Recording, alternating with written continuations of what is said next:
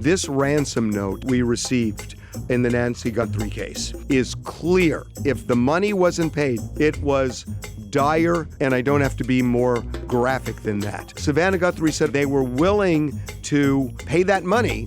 The ransom has not been paid. I don't understand why it didn't happen. Welcome to the Two Angry Men podcast. Mark, I am telling you, based on a phone call we're on right now as you and I are talking, that my staff is on, that the authorities are vitally interested in this ransom note that we received in the Nancy Guthrie case. And I know, and you know, if I'm giving opinion, I'll say it. But in this case, I know, I am positive that the FBI is laser focused. They believe that this ransom note could lead to the kidnapper. They believe that. And I am puzzled, and I need your help. This ransom note is clear that there were two deadlines, a week ago Friday and last Monday. Both deadlines have passed, and the second deadline, if the money wasn't paid, the $6 million, it was dire, consequential, and I don't have to be more graphic than that. We are days past. Savannah Guthrie said a week ago that they were going to pay. We have been monitoring this Bitcoin account.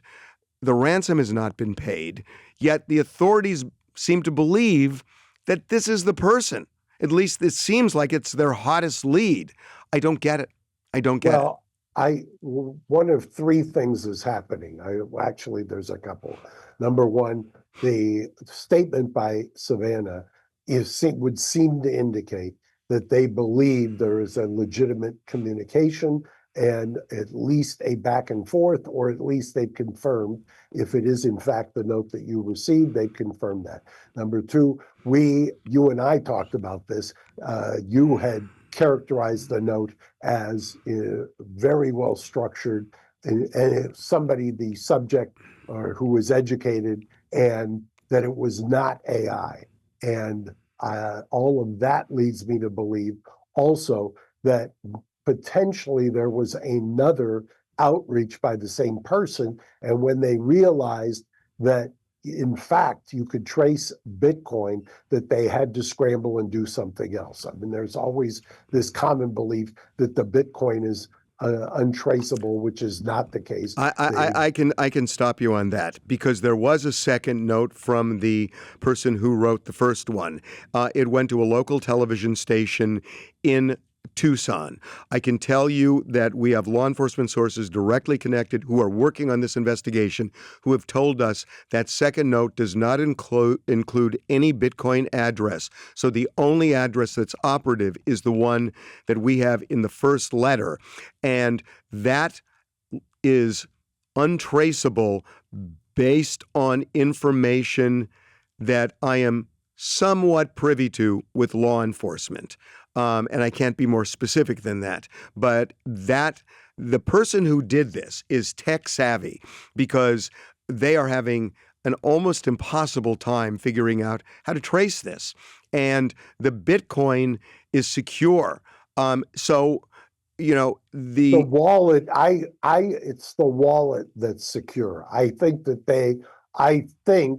they understand now that there is a trail, if you will, a blockchain trail that there could have been followed. I think also whoever this is understands and saw that once they captured the Ring or Nest Cam video and released that, and then did that little white tent trying to recreate the ambient lighting so that they could re-engineer to do iris biometrics, which is my belief is to what they were doing there, along with kind of a luminol of the front area, because there was speculation that there was blood on the porch of some kind, that whoever this is knows that they're a lot more sophisticated, law enforcement is, than potentially they gave them credit for when they first sent this note to you and then to well, actually before, to the two Tucson stations and then to you. Well, here's what doesn't make sense about that. That they released the images just a couple of days ago. That was past the second deadline. So the clock was really ticking a week ago. And it stopped ticking if you take this ransom note literally. It stopped ticking last Monday. So, all of what they've done since in some ways is irrelevant. There was a window there. And I now know, and, at a point, you and I are going to be able to talk about this on the podcast. We'll be able to talk about the communications that we at TMZ have been having. I don't want to compromise anything, and I'm not going to talk about it now. But I am just saying they are taking this note so seriously. And if it's as serious as they believe, and I'm not criticizing here. I feel like I'm missing something. I don't understand during that critical time period up until last Monday, when they were willing to pay that money, why it didn't happen. I'm still just having trouble because all of what you're talking about has occurred after the deadline. Correct. But remember, the words that Savannah used in that last tape, I think were vetted, I think were purposeful, and I think reference a subsequent communication. I think that when she used the term celebration, I think all of that was designed to communicate back. So there isn't a place where they're going to just reply all. This isn't like where you get an email and then you hit it and reply. They were using specifically the videotape to communicate back based upon their belief that the first communication and the second communication were accurate. And they were adopting language and using words that I don't want to call it code, other than they were sending a very specific message to them that they were willing to pay, obviously, but number two, that they understood and were referencing the specific note by the verbiage that was used. So we have a little tease for a new sponsor of Two Angry Men. It's LAVO, LAWVO. It stands for Law Virtual Office. Coming soon. We're going to let you know a lot more. But one of the reasons this is so interesting is that it's close to my heart. I'm sure Harvey's heart as well. Bringing justice to those at an affordable price. LAVO. Stay tuned. So we reported, without being specific, that there was activity in that Bitcoin account earlier this week. And there have been a lot of people speculating that if money was put in the account, there might be a way of tracing that to the person who created the account. There's been a lot of speculation. That clearly has not happened yet based on the communications that we've been having. And there's more I could say about that, but I can't right now. But wait, just to be clear. Yeah. The money that was placed in the account, by all accounts, was not the amount demanded. Oh, no, it's not in the universe. Not in the universe. Right. No, right. No. So given that, if there was an ability to somehow trace that Bitcoin account, it would have been done by now. I can assure you of that. Well, I think that's why, let me take a wild guess, why the money that was put in or deposited or that you saw, the activity, has remained dormant since it was placed in there. Fair enough. Yeah, and that's why, because I think somebody realized, you've got a highly intelligent person who realizes, this isn't as easy or as unsophisticated as I thought. Yes, they can take a look. I'm just telling you, based on my experience, based on what I've seen in discovery in federal type cases, they have technologies or advances that we don't even know about or believe that we know about. Well, then if you're right, then they would have paid the $6 million on Saturday. And then they would have immediately, because the person presumably would have taken the money, and then they would have traced it and found the kidnapper. So I don't understand your point that they could have deposited the $6 million and immediately grabbed the person if it was traceable. It didn't happen. Because I think sequentially, I think they are learning more and more. I don't think they knew enough in real time. And by the time they did, just do it as a timeline. When was the deposit? And maybe you don't want to reveal it, but when was the activity where there was money placed in there? Place that in a timeline next to when did Savannah and the family release the tape? Then put it in a timeline. The tape meaning offering the money? Correct. They offered the money. They offered the money before that deposit was made. Correct. And you don't know where that money originated from that was deposited. Yes, correct? I do. Okay, well, if you do, then that's a major clue. I know, but I can't say. Well, let me take a wild guess. No, don't. I don't even want to go down that road. I will tell you why. I don't want to go. The person is sophisticated enough to know that it was, for lack of a better term, a fishing expedition, literally and figuratively, as to when the money was put in there, and then realized, hey, this is I'm not going to get baited into taking this and having somebody trace me. Well, then what's the point? They would have, if you're right, they would. What happens next? Well, but if they would have then, at a point, the end game for this person was getting $6 million, right? Yeah, except look what happened. The money was put in, it wasn't $6 million. There was obviously a test to see if somebody was going to take the bait. They didn't take the bait immediately, and the deadline passed. And then what happens next? What happens next is there is a law enforcement release of the video that was taken by either the Ring or the Nest camera that wasn't subscribed. Well, there is a chess game that is going on here. So I think you are assuming too much based on what we know. You're assuming way too much about the investigation. They do not have a suspect yet. I can tell you that. They have not been able to locate the car. And it's frustrated them. But this is an area in the county. It's not in the city where there are city lights. There are not a lot of cameras there.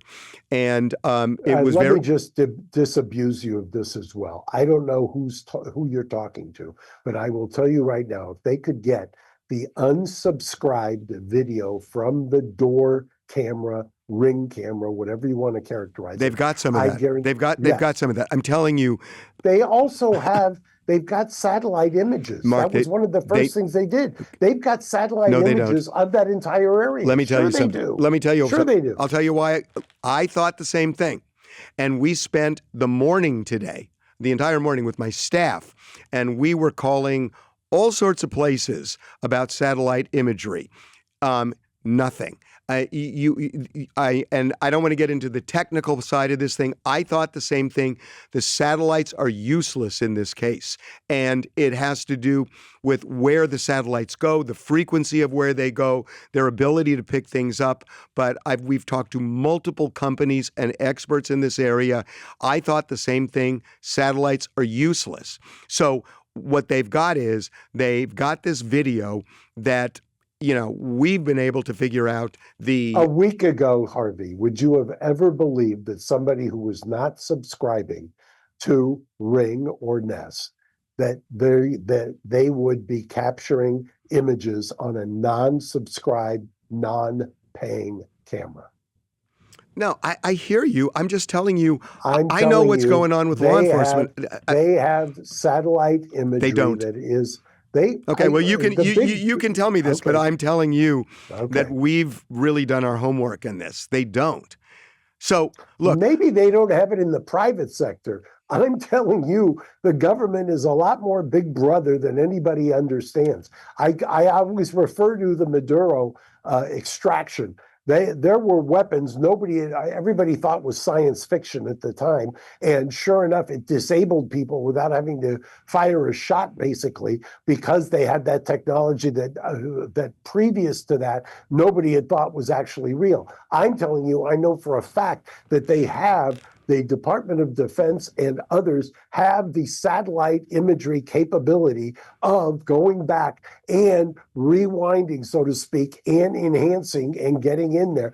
I don't for a second believe the fact that they don't have all of that area mapped out on the time period that they're talking Okay, about. well, we can move on. Let me just say one thing about that. You're right, and we did go down that road about the Department of Defense, the Department of War having that having that capability, but it doesn't reach the level of figuring this out this granularly. That's what I'm told. But I want to move on because I want to eventually get to 3 letters that we have received from the same person saying that they know who the kidnapper is, they want money, and they will release it. And we're going to get to that. But before we do, I want to talk about these 2 videos that we found that were circulating where you see somebody kind of rooting around an area, in one case trying to open a fence, and this is 19 minutes before Nancy Guthrie is kidnapped. They would have had time to get over to her house, but it looks like this person was trying to break in and couldn't do it. So that's one video. And by the way, NBC said that they have 2 law enforcement sources who say that that person has been cleared. I made a call yesterday to authorities. They said they haven't done anything in terms of clearing somebody or implicating somebody. They say it's all in play. So take it for what you will. The second video is a video 8 days before, a mile or 2 from Nancy's house, where you see somebody skulking around, and he has a mustache and a goatee, and it looks like the kidnapper had a mustache and a goatee. So that's an issue too. But these people seem to be interested in breaking into other houses. I have a problem with this whole concept of maybe there were people who were breaking in who happened to then go over to Nancy's house and try to do the same thing. This does not feel like a robbery gone bad or a burglary gone bad to me for a couple of reasons. One is that, you can start trying to connect the dots, but we haven't been able to nail anything we've seen, even though the police are looking for it. The bigger thing is, when you look at this kidnapper, this guy's got the gun in the middle of his waist, in the front, which nobody who is trained in firearms does. He's awkward with it. He also has an odd holster. It's a polyester holster that typically holds a revolver, and this was a semi-automatic handgun. And, that in itself is odd. But this doesn't feel like somebody who is a trained robber. I mean, the guy had to go back and get leaves to shield the camera. So he seemed bumbling. He doesn't feel like a robber to me. It feels more targeted to Nancy and not, I happen to be, going into houses in this neighborhood. So I'm not sure what all of this surveillance in the neighborhood is going to do in terms of suspicious people, other than somebody who is going up to Nancy's house. I think what they want to do is, if you've got a vertical view looking down, you may not be able to capture a license plate. And there clearly were cars, given the terrain of this area. It's hard to believe that somebody made it in there on foot and then left with her on foot. Inevitably, there was probably some kind of transportation.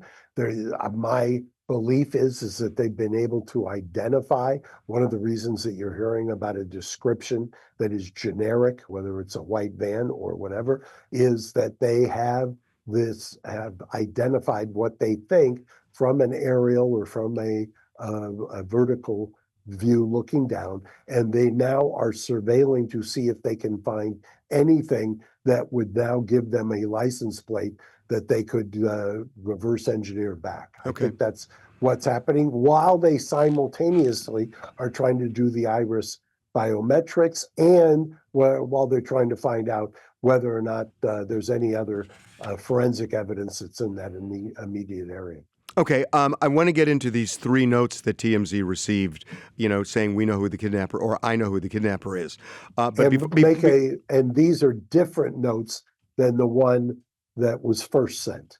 Well, the first one was sent presumably by the kidnapper. These are Correct. people, this note is being sent, 3 notes being sent by somebody who says, I know who the kidnapper is and I want money and I'll give you the information. Before I get into it, I just want to make one quick aside because it was such a bizarre phone call. I spoke to somebody today who lives in that Tucson area about 2 miles from Nancy in a gated community.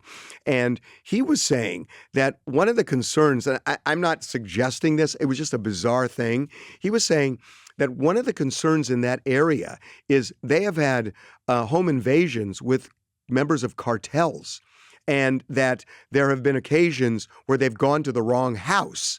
And look, I have no knowledge of this, but it was such a bizarre conversation. This guy worked for the government. And Well, I also heard a local law enforcement person saying virtually the same thing, that those of you who don't live here and don't understand the proximity to the border don't understand that there is activity that goes on here that may not be, that is foreign to somebody who lives in LA or New York. yeah, okay. So let's get into these 3 emails that we received. So the first one we get is a few days back, and the person is saying, let me just get the right one here. Don't want to show this. The first one is short and to the point, that this person has tried reaching the Guthrie family. If they want the name of the individual, I want 1 Bitcoin to the following wallet. They give an address. We have the address. So the 1 Bitcoin is worth about $67,000 right now. It fluctuates, but it's about 67,000. So then we get a second email, and it's the next day, on Thursday, and this one is ominous. They're suggesting the situation has changed for Nancy. So What do you mean? I don't want to get more specific than that, but it's, again, because I don't know, I'm not sure how real this is. We have forwarded these to the FBI. I don't know how real it is, but this is the second one saying the reason they're asking for the money is because they don't want somebody coming after them. They're worried about retribution. They need to lay low, and they need money to survive. So that's why he wants the 1 Bitcoin. So we've checked the address. It's the same address as the first. No money was deposited in that account. So on Friday. But to be clear, those 2 are somebody who's giving information leading to, saying they know who it is. Not just leading, saying that once I get the money, you will get him and he can take you to her. So again, they're saying that this person knows who the kidnapper is. Okay? Then on Friday, this person had said on Thursday, this is going to be the last communication. Well, they sent something on Friday. And this one is longer and this one is interesting. So this person is angry that the FBI is bumping the award from $50,000 to $100,000. And they're saying that he feels like he's getting ignored and played. And he believes the reward is a scam, and that he says that he does not want to go through the process of asking for the reward money for a bunch of reasons. Fundamentally, he does not trust the FBI. He's saying, you clearly don't trust me, and I don't trust you. So I'm going through TMZ, essentially. And here's what I want. He's saying that he wants now a Bitcoin, a fraction of a Bitcoin worth $50,000. And he said, if you give me that fraction of a Bitcoin and you deposit it, I will immediately tell you how to reach this kidnapper. And I'm going to be a little more descriptive in a minute. But I won't take the money out until you actually capture him and then give me the second $50,000 via Bitcoin. So he's basically saying, give me 50 up front. I'll give you the information, and then I'll trust you to give me the other 50 when you catch this guy. You following me so far? I do. Okay. I do. So the problem with that is if you deposit it, there's no way to restrict once it's been deposited whether it's utilized or tapped into. right. Okay. Now check this out. He says that once you pay me the $50,000, he says, I will reach out again and immediately with the name of the main individual along with his information for you to track. And he uses the term main. Correct? Main individual, suggesting there is more than one person involved. Now, I think that's huge. Right, I think so too. Now, the other thing he says is that he's not only concerned about his safety, he says he's concerned about his, quote, possible freedom. So it's almost as if he feels like they may try to implicate him, that he's that close and knows this, because he literally says he's concerned about his possible freedom. How else do you interpret that other than to mean he's afraid he's going to get arrested? And he mentioned that in the prior one too. So he's afraid he's going to get arrested, according to this guy. He says that there is a main individual, and and again, this is ominous again regarding Nancy, but he says this is the last time he's going to do it. I just find it really fascinating that he is insinuating here that more than one person is involved, and he's almost putting himself close to the flame.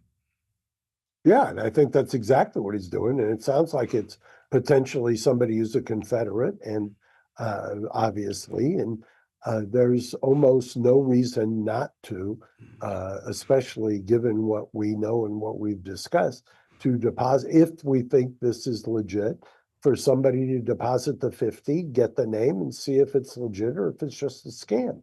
If it's a scam, it's a crime. But if it's not a scam and this person really knows, sending the emails themselves, I don't believe is a crime. I mean, this guy is just mercenary, but it's not a crime. He's asking for information or a reward, and that's why it's been phrased that way. And I don't see any downside to that. So we check that Bitcoin address every day, every hour, every half hour, and no activity. So this is really puzzling me. I got a lot of questions. If it only went to you or to TMZ, right? That isn't puzzling, obviously. No. What's puzzling to me is this. So, a day ago or a couple of days ago, he wanted 67,000. Now, give me 50 up front, and I'll give you the name, and then give me the other 50, which you would give the person anyway who led to the exactly. It mimics the reward money, obviously. So I guess what paying attention. So there's also scammers out there. So you have to view everything with a jaundiced eye. Yeah, and it's like we're getting a lot of people saying roll the dice and just pay the 50. It's not 6 million; it's paying 50, and this person seems really persistent, and again, the FBI seems interested in them.